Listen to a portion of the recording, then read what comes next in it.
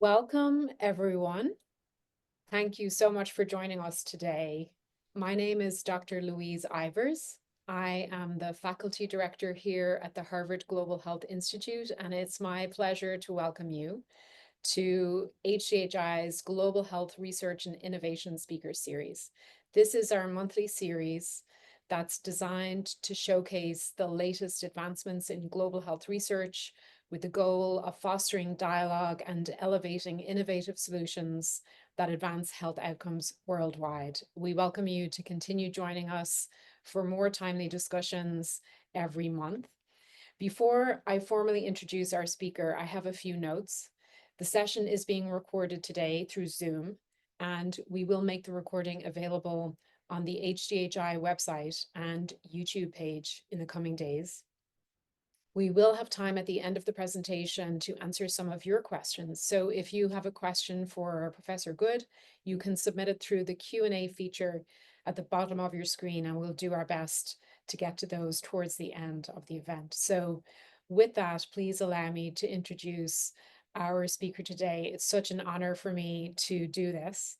I'm delighted to be joined by Professor Byron Good. He's going to be presenting on reflections on mental health work in Post-Conflict Aceh, 2004 to 2024. Professor Good is a medical, psychological, and psychiatric anthropologist. He's professor of medical anthropology in the Department of Global Health and Social Medicine at Harvard Medical School. He has been carrying out research focused on subjectivity, culture, and mental illness in Indonesia since 1996, on studies of psychosis and the development of mental health services in Java, and on humanitarianism and mental health responses to traumatic violence in Aceh. He has conducted and led studies of early experiences of psychosis in Indonesia, as well as comparative projects of first episode psychosis in Indonesia, China, Hong Kong, and the United States. He is an icon. He was awarded the Society for Medical Anthropology's Lifetime Mentoring Award in 2000 and the Society for Psychological Anthropology's Lifetime Achievement Award in 2017. He was the president of the Society for Psychological Anthropology and served as editor-in-chief of the journal Culture, Medicine, and Psychiatry. With that, it's my absolute honor to welcome you, Professor Good. Thank you for joining us today. I'm going to pass the microphone to you. Great. Many thanks, Louise. Let's see,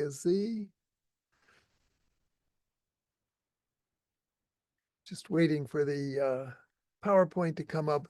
So thank you, Louise, and thank you for the whole HGHI team for arranging this, organizing it, and organizing a nice audience for me to be able to talk to you all about my work.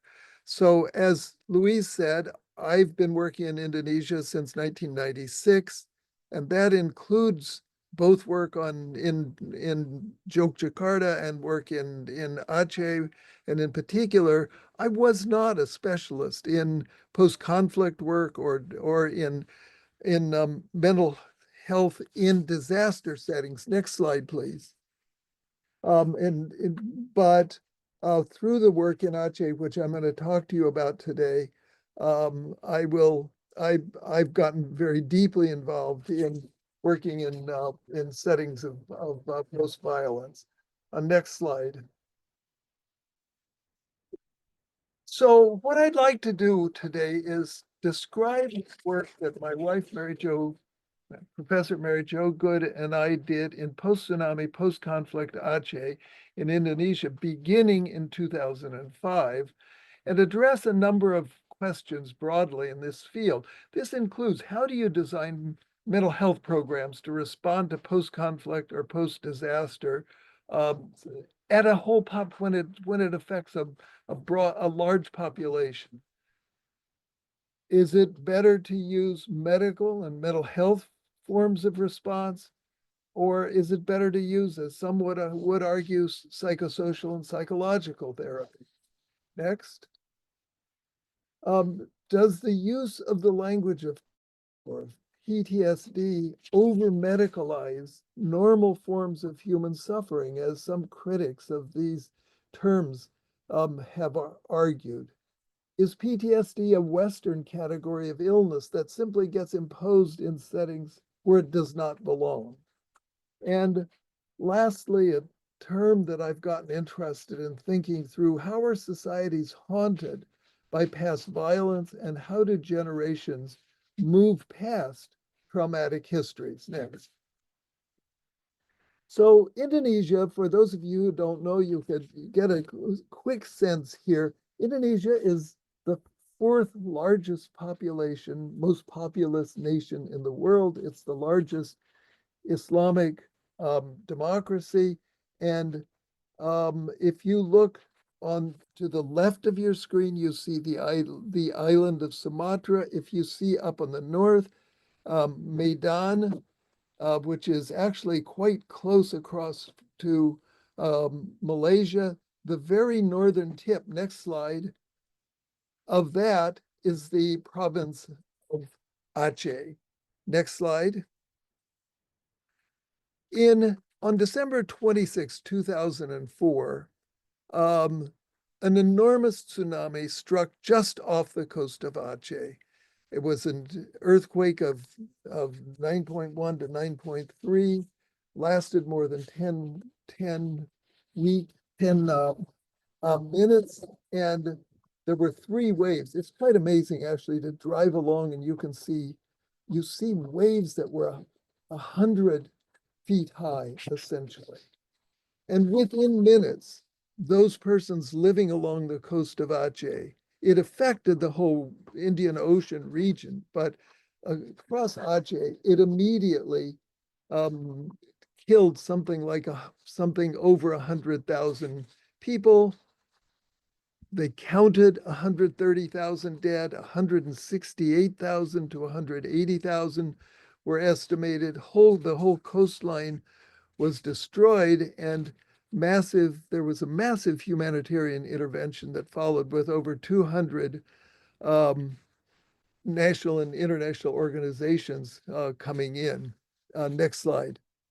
So I'm just showing you here next some slides of what it was actually like immediately following the tsunami. This is a photo that is an example of people simply disappeared, and it displaced so many people within like 2 to 3 kilometers of the coast that people spent time trying to find. And so this says basically, please, if you have any knowledge about where such and such persons are, please phone here. Next slide.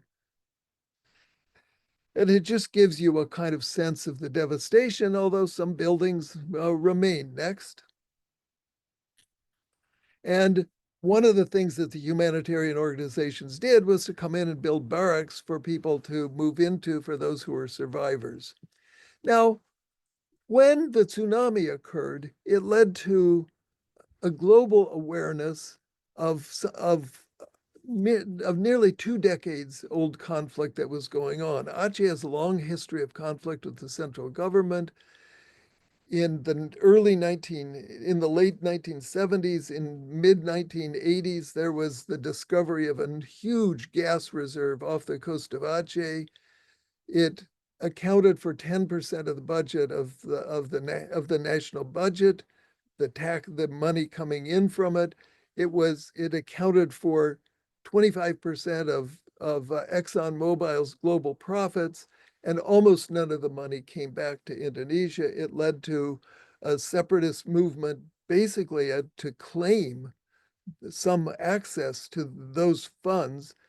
It led to a war that went on with more or less open fighting that killed up to 30,000 people.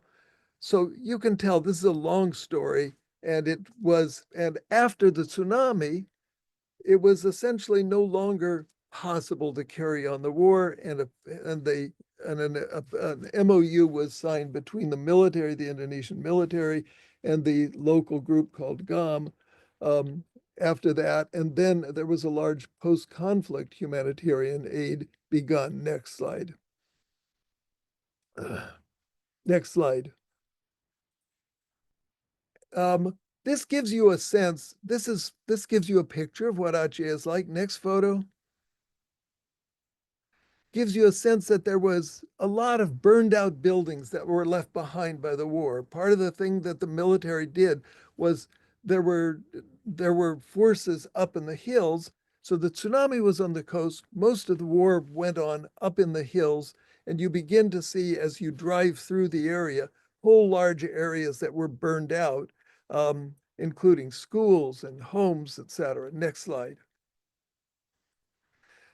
Now, we had some contact with the International Organization for Migration, or IOM, and it turns out they had spent a long time already working in Aceh, in particular, to deal with displaced persons displaced by the conflict. And we discussed with them immediately following the tsunami the possibility of developing mental health response to the tsunami. And over a time of discussing it, they and we both agreed that there was also a great need to do mental health work in the post-conflict areas up in the hills, and that would have a sort of longer term.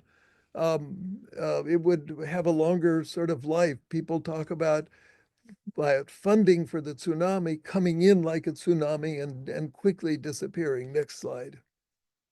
So they ask us to conduct first a mental health needs assessment in 3 high conflict districts. And they supported us to do this by working entirely with local people, with the local university.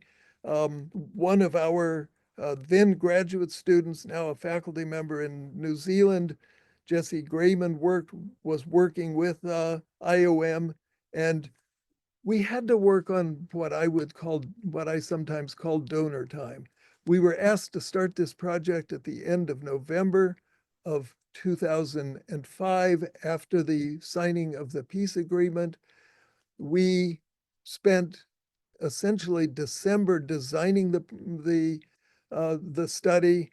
Uh, we trained interviewers in January. In the middle of January, we were already out in the field, um, and um, and by the end of February, we brought results back from what we had found.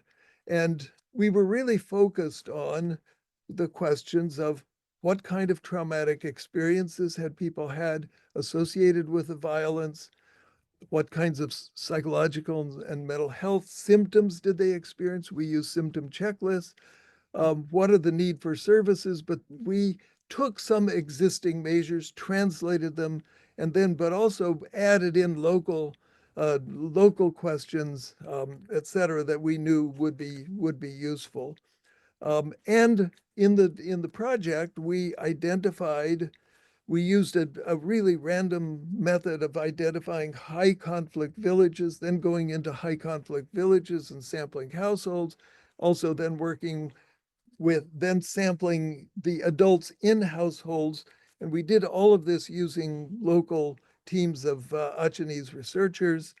And in each village, in addition, there were key informants selected. And I'll show you just now some slides about what this all looked like next. So this is like an Achenese, what's called Munase. It's a prayer building, but it's also a kind of public building. This is Jesse Grayman there is meeting with locals to discuss carrying out the research next. We would go into the house. This is how we would do. We'd take a full listing of households in that village and then randomly select from it. Next. And we would also select those persons because they were getting paid something like $1 or $2 uh, to, uh, to do the in-depth interviews with. Next. And we spent a lot of time. So Mary Jo and I would also spend time with the team, but only part of the time, but going also in and listening to stories from people. Next. And sometimes we had to travel really through so through areas that were quite difficult to get to. Next. So It was done in two stages. As I said, first we did it in 3 districts because the findings were so robust and interesting to people. We later extended it into the rest of the districts of Aceh.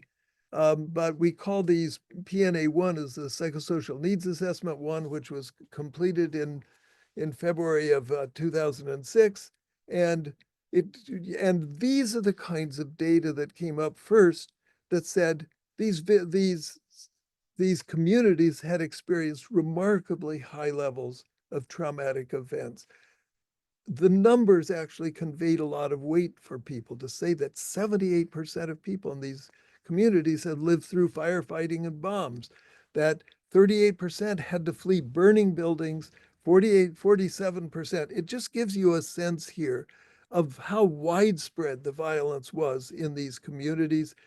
41% had family member or friend who was killed. 8% of women told us stories of their husband being killed, and 5% of the total sample had a child who was killed. So it gives you a sense. And in addition, there were extraordinary high levels of symptoms of anxiety, depression, and PTSD. Next slide.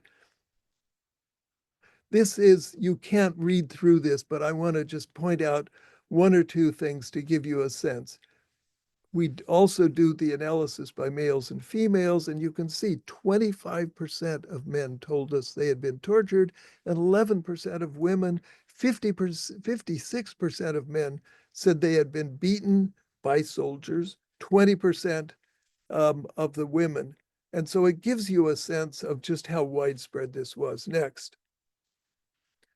This I won't try to read for you. We tried, given that we were using symptom checklists, but what I would say is if you simply look at a depression scale on the far right, 65% of people had what would be considered, using international rates, high levels of depression. Next slide. And about a third of people experienced high levels of PTSD. Next slide. And the levels of symptoms were very, very closely linked to the number of traumatic events people had experienced. Next.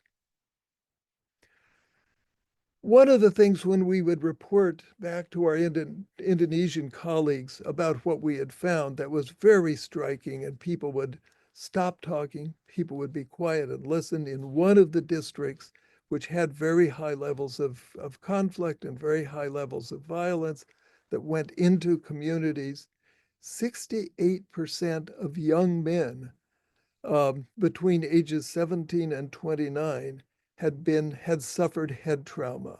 They'd been beaten on the head, suffocated as part of, or strangled or near drowning as part of torture and attempts to get information from people. And this had really major and long-term effects on young people in the community. But you see just that it was also high for women, 28% of women, and of older people as well. So across the age spectrum, a lot of people suffered head trauma. Next.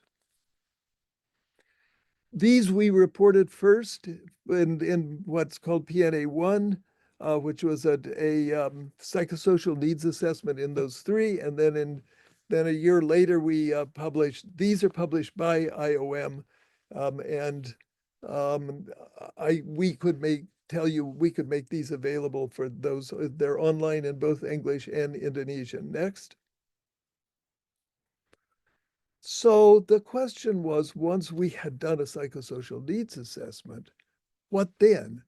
And partly IOM felt like they had done their job, and we had to actually do a lot of advocacy to say, we are not going to walk away from these communities. We have heard stories from them. So what should we do? And a kind of situational analysis makes it clear. You have very high morbidity in isolated villages. For all of the population, 4 million, more than 4 million people in very rugged, spread out area of Aceh, you have 2 full-time psychiatrists and 2 part-time psychiatrists working basically in a mental hospital in the capital. You have primary health care clinics throughout each subdistrict. That is a history of Indonesian public health. WHO and groups have come in from Jakarta just after the tsunami and had begun a training program of community health nurses being trained in each primary health care center. Um, but on the other hand, people did not trust the primary health care center because the military used to closely guard those, watch for them, and if anyone came in with any kind of injury, that person would be assumed to have been involved in the conflict and would be grabbed and taken off. So people were not going to come and talk about their mental health problems related to the conflict, even though now we are talking about a time when there had been a successful peace agreement, when the war had stopped, and this work we were carrying out um, now about 2 years after the end of the violence. Next. So we had one experience in which during the time we were carrying out the psychosocial needs assessment, we had the interviewers, the young researchers and interviewers begged us to send somebody into this. And I remember this village was a place that had just been devastated. You know, you traditionally go into rural communities and you drive into a village and there are chickens running everywhere and there are goats around and there are animals around and there are people around. In this village, you drove in and it was barren. The military had completely wiped out really all of the animals, etc. And um, and they asked, could we please take a mental health team up into that village? And we did so with collaboration of the Achenese government, as well as with the now demilitarized leaders of GAM. And we took them, and I'll show you now some pictures of what it looked like. Next. So this is simply going in and having coffee before and you can see on the left is a car with IOM written on it. Next. We then this is one of the two Indonesian full-time psychiatrists and a colleague of ours who is a sociologist in the university. Next slide. And the first person they brought to us was a man who had been tortured, who had had plastic bag put over his head. They said he had been hung like a goat, beaten and left to die. People had found him, taken the plastic bag off of his head, but he was left brain damaged from anoxia. Next slide. And our psychiatrist simply gave him an injection to quiet him and to give him time to rest, and he was soon resting and asleep. And following that, next slide, people would come and talk to one by one. And you can see we don't often think of a mental health clinic as being in this kind of a public space where people will come, tell their stories to the psychiatrist, tell them what their experiences they're feeling, with others simply listening in. These were no secrets in this village. They all knew the same stories. They all knew who was suffering. Next. And they would go through, and actually in a kind of playful way sometimes, but it was often, these were often like really unbelievable stories that we heard and that they shared with us. Next. Each person was given some medication. Each person was referred to the primary health care clinic, and we knew they wouldn't go. At the end of the time, the local soccer trainer came and gave a back rub to the psychiatrist who had spent the last 5 or 6 hours listening to some 50 or 60 persons who came. Next. So we used that experience in which we learned people came, people were interested in medications, etc., to develop a model of going into the villages and providing mental health care. we had to figure out a whole mechanism by which we would identify people. And so they went into the villages and ran general healthcare clinics. But the project was to train GPs and nurses to provide general mental health care with the backup of the psychiatrist, use mobile teams to go into the villages, do case finding, use basic medical model with medications, counseling, and some community interventions. But a lot of it went and go and continue to go and go and go. Usually at the beginning, a couple of times, several times in the first weeks until they had identified persons, and then began going once a month. But they continued to go, and then after the end of this pilot project, we moved people they were transitioned into the primary healthcare system. We also made only use of medications that existed at that time in the public health system, and we chose to work in 25 high conflict villages, treated 582 patients. The whole project was supported by the Norwegian government, and we had a kind of soft evaluation of how it was working. We certainly showed that it was a feasible model. Next. So then this simply gives you some kind of examples of going into these villages and identifying women and men. Next slide. We also and identifying individuals who met criteria for mental disorders with depression, anxiety. I'll show you a slide in a moment, but anxiety levels were high, and then people were given medications. Next. And there were also community meetings. Next. With often lots of children hanging around. Next.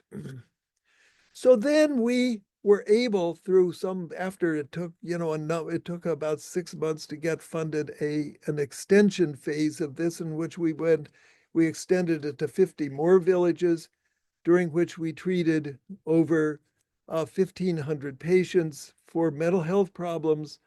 And there was also an experimental livelihood and psych rehab component for 10% of the villages. Next.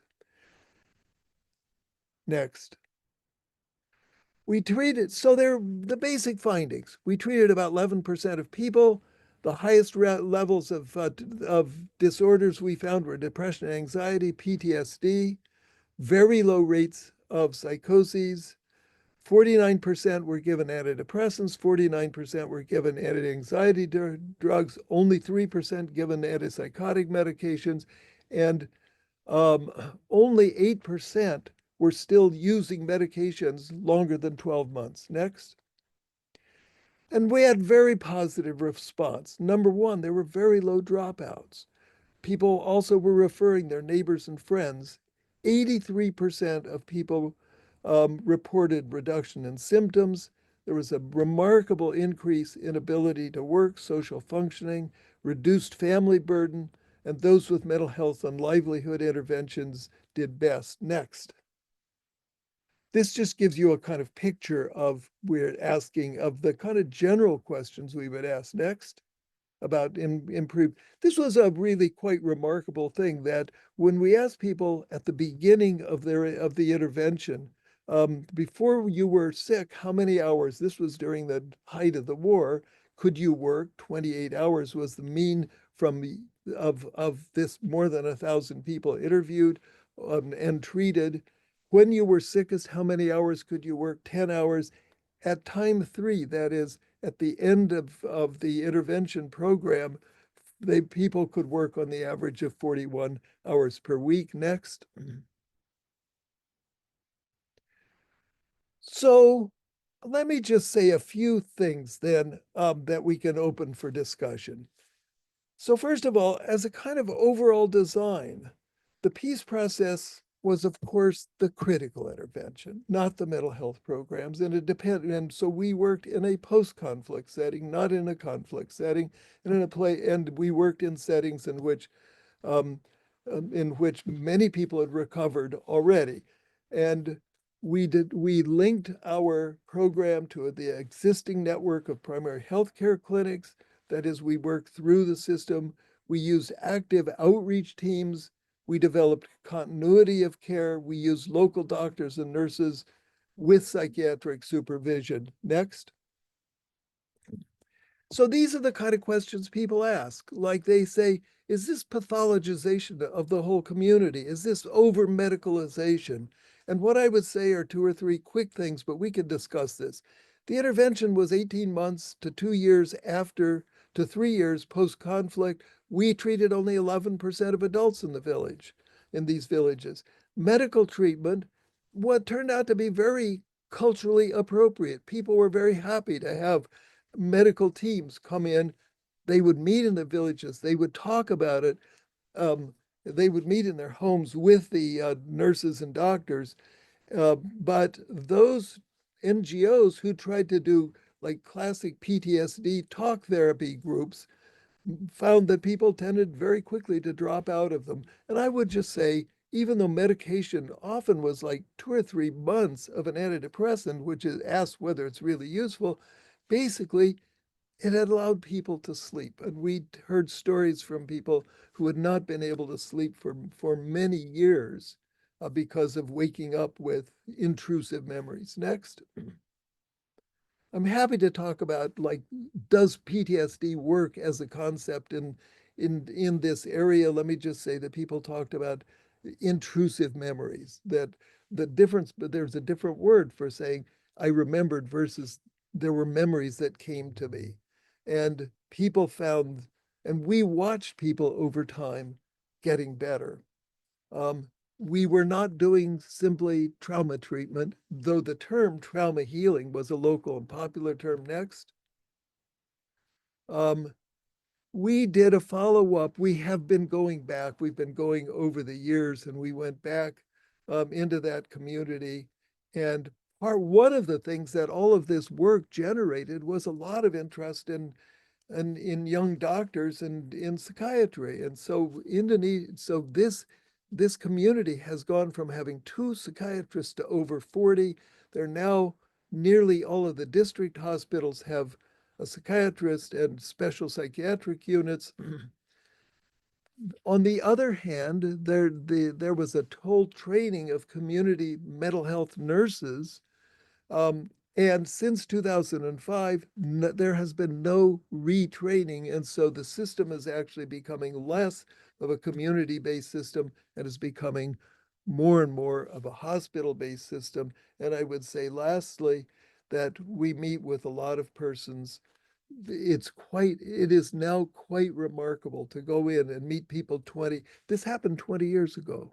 This is the 20th anniversary. We talk to people 20 to 25 years old who don't have any direct memory, and then an hour later you'll be with someone who I was riding in a cab going to dinner, and I asked the driver, who was about 40, what happened during the tsunami. He was very quiet. He simply said, they never found my mother, and 27 members of my family were killed. And those two generations are now living side by side. Next. So that's my presentation, and I'm happy to take questions and to discuss with any of you these kinds of issues. Thank you very much. Oh, thank you very much. What a powerful presentation. And I know we asked you to compress a lot of work into a short time. So thank you for doing that so beautifully. We do have a lot of questions, so I'm going to draw on some of those. We have one of our audience members is drawing some analogies to conflict in Syria and asking how, there's a number of questions embedded in, but a couple of things. Maybe how did mental health practitioners in Aceh navigate working with both victims and perpetrators of violence within the same communities? And a second part of that, which another audience member also asked too, is whether there were religious or identity-based dimensions that came in. So religious or identity-based dimensions, and then victims and perpetrators of violence in communities. Could you speak to those? Yeah, so first of all, this project worked predominantly with with persons in communities, in villages. We did actually a whole presentation of this to the local police, and they said to us, we need this too. We actually were part of this system. And because IOM had its own project with the police, we weren't able to actually follow through and do that. I think exactly the same kind of work was needed with quote perpetrators. Of course, there were two different, very different elements involved here. On the one hand, there were largely Javanese, Indonesian special military forces being sent in by Jakarta, um, that were headed up, well, that were headed up by special teams. Um, and on the other hand, they also employed and made use of local police. And certainly local police were put in a very difficult position of having to be involved with their own really communities. And many of them were very sympathetic to what was going on. But I think that certainly for those local police, they would have loved to have had this same kind of work done with them. Um, what was the second question? Oh, Religious identity. so here's how I would say, of course, this is a very religious community. On the other hand, people do not expect healthcare or from the religious community, but there has been quite interesting ethnographic work about, on the one hand, people who experienced the tsunami and had great losses of huge numbers of family members, et cetera, and for one reason or another survived, how they would go through a process of coming to accept what God has given them. And it was often done in religious and family settings. Um, what I found on the other hand is that it was actually much more difficult to for people to simply say God had sent somehow the violence. No, it was sent by the military. And I remember a former GOM leader saying to us, if someone does something to me and he comes and sits in my house and drinks tea with me, but doesn't acknowledge that he did it, like we can't end we can't reestablish. If someone were to come and say, but I did something quite terrible. I stole your such and such. I did this and I did that. I'm really sorry. He said, just like that, we could eliminate this issue. It's harder to deal with in post-conflict settings. Um, but what we discovered is that once people could sleep, once people could have some of the most acute symptoms modified, then they could return to going into to participating in religious activities, to talking with their families. And I can't, because of rushing, I can't tell you, but we saw remarkable cases of people getting better. And I would just say again, it was a post-conflict setting. The war was over. But I would also say that anthropologists don't very often get the experience that clinicians do of following people, being involved in advocating for a mental health program and watching people get better. I do think, is exactly how to work in post-conflict areas. I've come up with, we came up with a kind of model for any kind of intervention, that you do have to do some form of needs assessment. Then you have to decide what you're going to address. You do have to develop pilot projects and make sure they're working, begin slowly to expand them, do more formal evaluations to make sure that, a lot of the NGOs have done evaluations by saying simply how many people were treated. They don't ask, did people get better?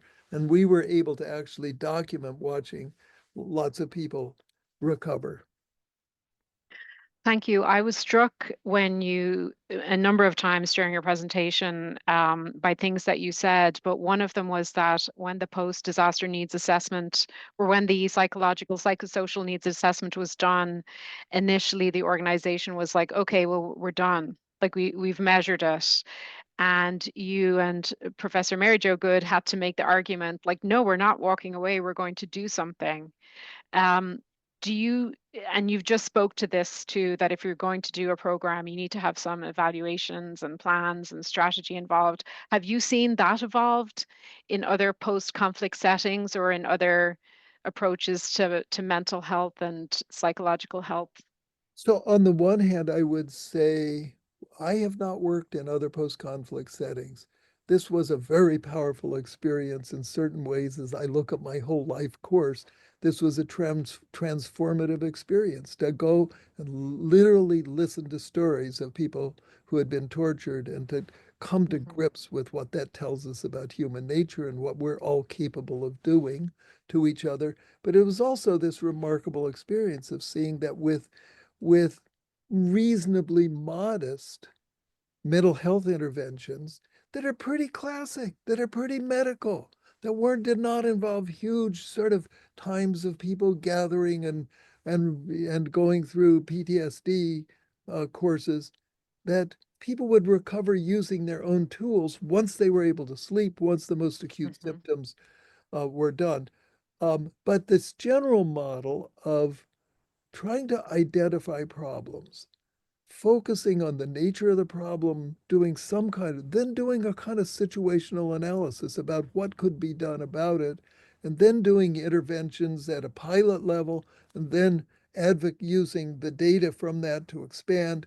We've used from everything from, a project aimed at trying to evaluate a program that was aimed in Java at persons who have severe mental illness who were locked in either chains or in a room in their own houses, how to intervene. One has to really ask questions about, has to evaluate, did it work? Did that program, when people went home, how many of them returned back into settings like that?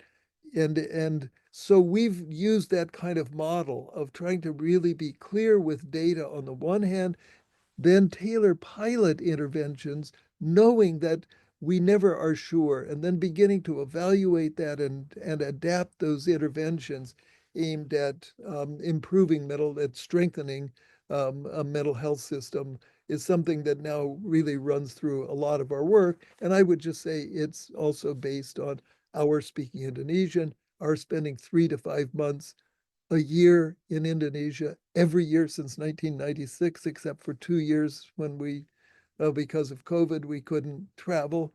But it also includes really long-term investment.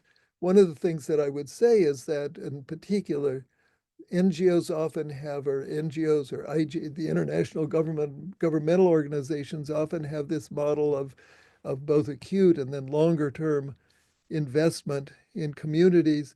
And always the NGOs and groups like IOM, et cetera, would talk about an exit strategy. How can we leave? What can we leave behind? How can we exit? And my answer was, I'm an anthropologist. My exit strategy is one day I'll get too old or I'll die and I won't be able to come back. And so we've maintained that kind of a commitment to working in Indonesia. Thanks. We have so many questions and we're close to running out of time, but I do want to squeeze in one more if I can, because I was struck, and so is one of the questions about this as well, when you mentioned about the new generation. Some have forgotten or didn't know or don't have a memory of tsunami, etc.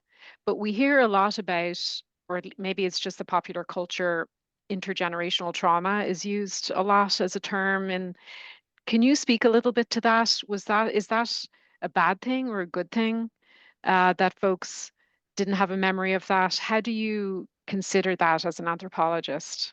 So I've gotten very interested, and I talk about it in terms of haunting and in terms of a phrase that comes from philosopher Derrida called hauntology.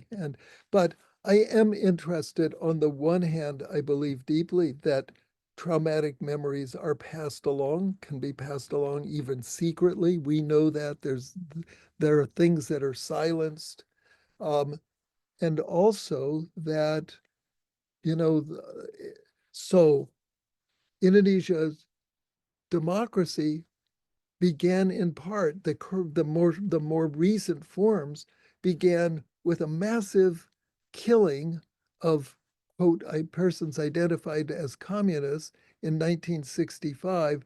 And the question one can ask is a question like, is Indonesia haunted by this? And this often, I would just say, happens at a structural level and at a ideological level, not at the level of individuals themselves. Yes, there are still families who live in the shadow of having an ancestor who was imprisoned and killed at that time. And there are groups of people who have banded together to say, no, we won't silence that time. Yes, we'll speak about our experience, which is also important. Um, but on the other hand, there are also um, the, the individuals do not need to feel. So I would say the same thing in American society, right? We talk about, is American society haunted by slavery? Yes. Do I personally feel responsible for having? No. Did I experience that? But does it become systemically reproduced? And I would say certain kinds of things. But on the other hand, our young people in Aceh say all the NGOs still want to come and talk about the past. We have young people today are using drugs. We need to have therapy for that. We don't want to keep talking about what happened in the past. So I think both things are true. Wow. I know we didn't get to all of the questions. Sorry about that, but it was just so intensely interesting and there were so many questions. Professor Good, thank you so much for spending your time with us. This was absolutely enlightening and phenomenal and interesting. And I'm sure many of us will be trying to track you down to ask you some more questions about this work, or we'd love to have you back another time. So thanks to all our audience members for joining us. I know there were some calling from Indonesia where it's very late, so we really appreciate you, and also other participants from all over the world I can see from the chat. So we'll wish you farewell. Thank you, Professor Good, for a wonderful talk. Appreciate Great. it. Thank you so much.